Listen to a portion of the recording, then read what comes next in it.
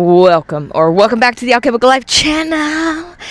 Today, we've always been training, but now you guys are training with me. This is the first day of the training team, the gang sessions going down. I'm going to take you guys through my first 2 days. We're going to talk about the training team.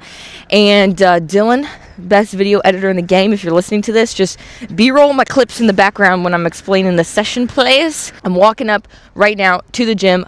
As you can see in the background, obscenely good weather for Iceland. You don't get this every day, not even close. And so a joy has overcome my mind, body, and soul. Today is a full body lift day. I had changed the plan around a little bit. Normally Monday I would have had it as a track day. Dude, trying to go to the track on a Monday and hit some 5K work, I'm not doing that to me, and I'm not doing it to you guys. So today is going to be a full body lift. It is a hypertrophy / 5K light block. If you are more focused on the 5K training, then make sure that you're good for those 5K sessions. The lift is going to be a push, but not a shove. If you know what I'm saying, we're not going to flame our bodies in the lift session if the 5K training is more important to you. That being said, if the lift is really important to you and the 5K light stuff is like, I got to keep my cardio in, want to still crush a 5K, but I'm trying to get kind of jacked, the lifts are going to be where you really gear up. The 5K work and the endurance sessions, obviously surrounding those things, are going to be less of the priority, right? You might go into them a little sore, you might go into them a little fatigued. Fine, no worries, it'll be good. You will find that I adjust things kind of on the fly, I auto-regulate things. Sometimes I move sessions around, change sessions around. This is also something that you guys can do, and that's the cool part about the team chat. You can just comment in the team chat, and if you need modifications, need corrections, rearrange some stuff around, give your thoughts, opinions, critiques, whatever, you can do all those things. So the way the week is structured as of right now, we have a full body lift and easy miles today. I actually already am probably going to do a full body lift, and then tomorrow hit the track, 5K work, stack the easy miles after that 5K work day, and I'll do those later in the afternoon. And then Wednesday, easy. You can do easy miles, or you can do an easy bike. You can do an easy step mill. You could skip it. Thursday is this week, I believe, a tempo week. Thursday with the tempo work, we also have upper body. Friday is going to be lower body. Saturday, we have a long, easy run. Sunday, chilling like a villain. The video this week is going to be me taking you through my full body session. And then you also be going through my track day, and my easy miles you won't really be. I mean, who wants to, there's no why. No, we don't need to do that. First thing I'm going to be doing today is some seated broad jumps. I think it's really important to continue to do some form of plyometric exercise or something that's training rate of force development. I also just think it is important to jump. We need to continue jumping. I'm going to jump until I can no longer jump anymore, and the more I jump now, the longer I'll be able to jump. For this seated broad, I like to make sure that I am 90 degrees or higher whenever I start, because then if we move to like regular broads or double broad variations, kind of in the setup that we need to be. Whenever I do this broad jump, one of the cues that helped me that Blaine gave me is make sure that you're projecting not just out but also up. The part of what makes a good broad jump is actually how high you're getting and not just how far you're going.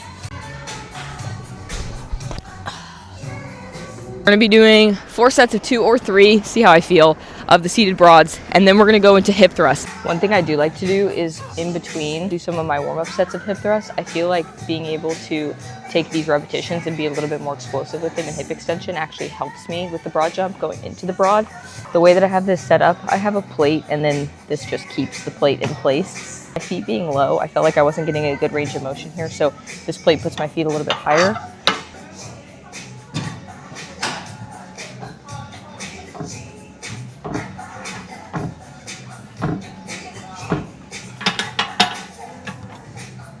Machine feels nice. We're gonna rest another 60 to 90 seconds, and then we'll get back into those broads. I'll start loading up some weight on this, and then we'll get into working sets here. The cool thing about these training weeks is your undulating volume. So Last week I had a high rep week. I am gracious to you all, and I started you guys on a mid rep week, and then next week we'll go into a low rep week, and then you'll cycle back onto a high rep week. On the high rep weeks, that is going to be considered a down week for your 5K block stuff. So all of the conditioning for 5K light training will be essentially modified to be a down week if you so choose. You do not have to, but you might want to. This week is a mid-rep week. 8 to 12 reps on everything unless stated otherwise. I'm going to do hip thrust. I'm going to keep it machine-based for the hip thrust. The way that I have the machine set up, it's pretty rad. I'm just going to load up a machine for my high, mid, and low rep weeks. We're going to do 4 sets of that. This Born in the USA song is actually so funny and ironic. Anyways, I've got 50 kilos on this, and we're going to get into the first working set.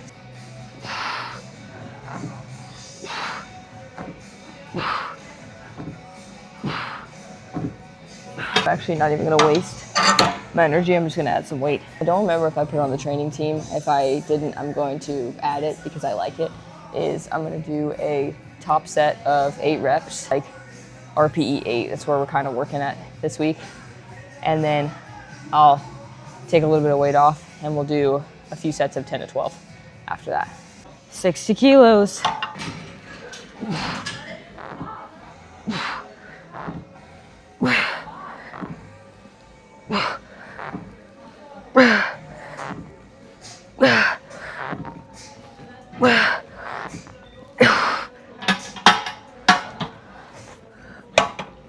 Booty. All right, I'm gonna now rest, drop to 48 kilos, and then 10 to 12 reps, 3 sets. And then from the hip thrust, we're gonna go into a incline press. You can do barbell or Smith. I like Smith. I'm not trying to sit here and, get some new max on my bench press. This is a hypertrophy block. I'm hitting the Smith. I'm gonna be more externally stabilized. All right, I have 10 kilos each side. Another weird angle just to try and not freak people out. We're gonna do 10 to 12 reps, incline press. I didn't warm up, I'm just going into it.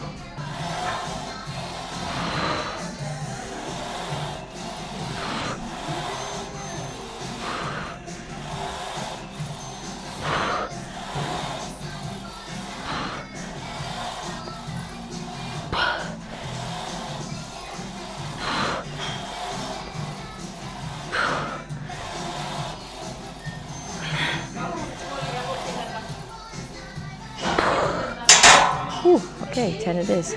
I want to talk a little bit about the Smith. I think a lot of people poo-poo on the Smith, especially when it comes to like endurance training or something like that, because it's not quote functional, but the Smith is really functional. It's purposeful, an intentional decision to choose something a little bit more externally stabilized so that you can have a higher output when maybe your nervous system is just a little bit fried from some of your sessions. I feel like you can get away with more breakdown or fatigue in a set. It'll be okay. I think that also, if we're looking for a stimulus and we're trying to chase some sort of adaptation, which in this case it's hypertrophy, while simultaneously trying to manage fatigue in a 5K block, the Smith is like bread and butter to me. After the incline Smith, we've got reverse lunges. You can do these barbell, dumbbell, Smith machine. I'm gonna probably stay on the Smith machine just because I'm already there. I got 22.5 kilos on each side. I've officially become a kilos girl, and I don't know how to convert it to pounds. Or I do, but I don't want to, so we're talking in kilos. We're shooting for like 8 each side. This angle's terrible, but we're working with it.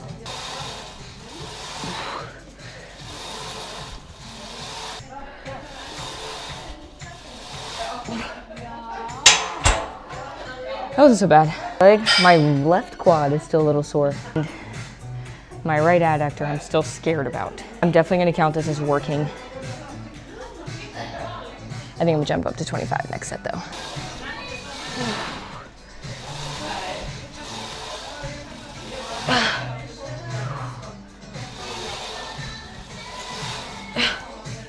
Oh, it was like not bad, but also, oh screw it, I'm going 25. I think I'm just gonna have time to do pull-ups. I've been doing on Saturdays, like with my long run, I just come in and sometimes get a little extra stuff that I didn't get time to do. So core, I wanna get like a little pump in my upper body, I'll do that. So I think that's what I'm gonna do, because I have a feeling that Thursday as well, I probably won't have a lot of time to do core, so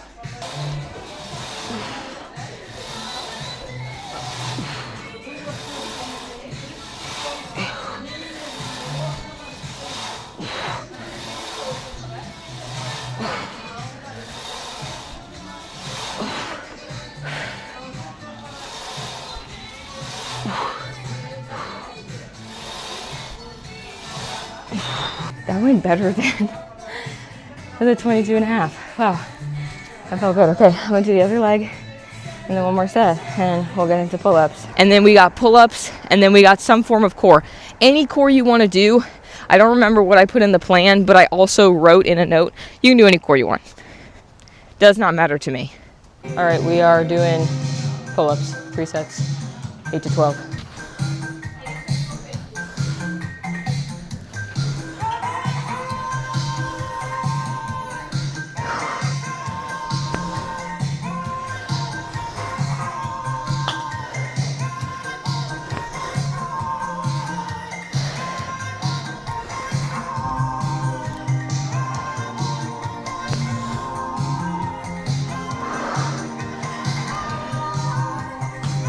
Oh, okay, 10's fine. Hold on, pause. We're walking by somebody. 9.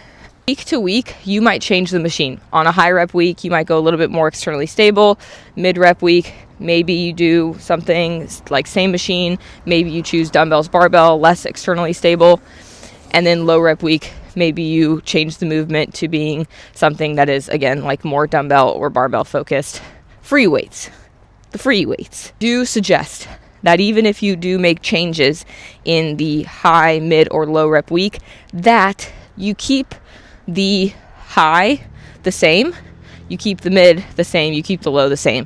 Just so then you can have an idea whenever you repeat and do it again where you were last time, so you have a little bit of continuity there. This is a program I've already been running for the past 4 weeks. I've already been running it for 4 weeks and I love it. It's awesome. I made a lot of changes to it. I'm glad that I started it and ran it before I introduced it to the team, because there definitely were changes that needed to be made. I turned it from a 4-day a week to a 3-day a week. I changed some of the exercises around. I had initially had squat actually placed in today, and I changed it to hip thrust because whenever we go and hit the track tomorrow, having just absolutely smoked quads and adductors is not ideal for going into a 5K session at the track. And I actually have had it where I've literally strained my adductor because I went into it too sore. There is such a thing as too sore. I know a lot of people are like, oh, you could train sore, you're gonna be fine. No, sometimes you actually shouldn't. Sometimes you are just too sore. I wanted to choose a posterior chain exercise that allows you to still load heavy. You're still getting a good stimulus to the posterior chain. You're still getting a lot of quality work to the hamstrings, to the glutes. We're going to go into the gym now. If you have been watching this video, we already been in the gym. You've been seeing the B-roll this whole time, but I'm about to go into the gym, hit this lift, go ahead and do the full body workout. I might give some notes afterwards, and then we are going to roll into the rest of our day. New day. Same good weather. So excited about that. It is now Tuesday. So we're doing our track session. I did not do easy miles yesterday. I'm going to do them later this afternoon. I am not going to film them. That's boring. But I am going to film my track session. We got a good one for this first week. I started us off with like a fun little stinger because just, you know, we want to start week 1 off on a good foot. And so today is 12 400s at 5K pace, 2-mile warm up, a mile cool down. I might end up doing a little extra 400s for some extra sea sauce, but I'm going to try and be pretty strict about my pacing in that I really don't want to be dipping much below 128 for each repeat. That I've been going super fast on the 400s because I'm a little bit faster with 400s. I'm a little bit more speedy than I am endurance-y. And it has screwed me over when I get to the last few reps. Also, it is just really not a good indicator of my 5K pace. And when it comes to moving to things like 800s, 1200s, mile repeats, it's just not, it doesn't transfer over well. I'm gonna push in these reps, but I'd much rather have a nice, beautiful cut down in the session than a positive split throughout the session, because that's how I want my 5K to go, is I want it to be a nice, pretty cut down. Ooh, God, I kind of go based off of vibes for my warm-up. I was feeling good in my warm-up, but I also got to a mile and I was like, I think that's it. I think that's enough. Just a little bit over a mile, gonna do some drills, and then I'm just gonna get into it, get going. Oh, there is Nothing flexible about my body today. The next block we're going to go into, I said I was going to go into a 5K build, but I just don't think I'll have time, like a full 5K build. I think we're going to jump right into a half marathon block, but we'll see. It depends on if I decide to do a half marathon later in the fall, early winter, or if I decide to do it in February. It really just depends on what I'm feeling. I'm just doing the same drills over and over again because I'm like, I was so stiff. Those that are wanting to train for a race, they're wanting to train for something specific, they want to be able to balance their running and their lifting, they want to be able to get strong and also feel fit cardiovascularly. I do also offer one-on-one coaching. That's my primary income. Right now I've been talking about this training team because I just launched it, and I think there's one person on it right now. So whoever I'm talking to, shout out one person. The reason why I wanted to build this training team is because I wanted a sense of community. However, I'm going to train either way. If there's people there, I'm training. If there's not people there, I'm training. If there's people there, I'm talking and training simultaneously. All right, 129 for that one. We're going to go at 40 seconds, I think. All right.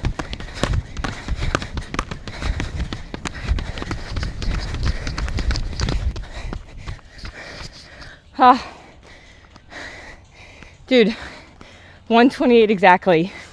Beautiful. Okay, the session is done. I did 14 400s.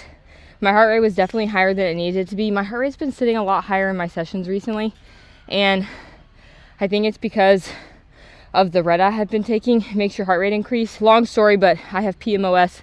I'm taking a low-dose GLP-1 to help with my insulin resistance. That is a side effect of PMOS. And I think I'm going to switch back to tirzepatide because one, red is more expensive, and two, it's not helping with the overall sleep recovery, session heart rate. I feel like I don't have quite the control on my 5K training reps that I should, and it bleeds also into my long runs and also into my recovery sessions as well. I did hit pace as well. I took the true 40 to 45 seconds of rest, closer to 45. I think I averaged probably 128 on all of those reps across the board. I do believe a negative split across my repetitions. I'll have to check on Strava. If this was going to be a true 5K dedicated training block, I would be, depending on how far out we are, I would be much more dedicated to 800 plus repeats as far as distance goes. And I also would be pretty adamant about growing into rest recovery to jog recovery, because for me, speed is my strength, and speed in an endurance setting, I should say. Because of that, I can fool myself into thinking my fitness is somewhere it is not. And so if we were doing like an 8-week build literally into a 5K, we'd already be doing 800s right now and cut downs, and then we'd be moving from 800s into pretty steady 1200 meter repeats, 1K repeats, mile repeats, close to 5K pace, probably right at 5K pace / a little bit faster. These I ran faster than 5K pace, and we would be doing jog recovery. We might start with rest recovery, but it would be moving into jog recovery very quickly, because it's just important to be able to control your heart rate when you're still moving. It's easy to get that heart rate down when you're sitting still, hands on the knees, bent over, or even just walking very slowly.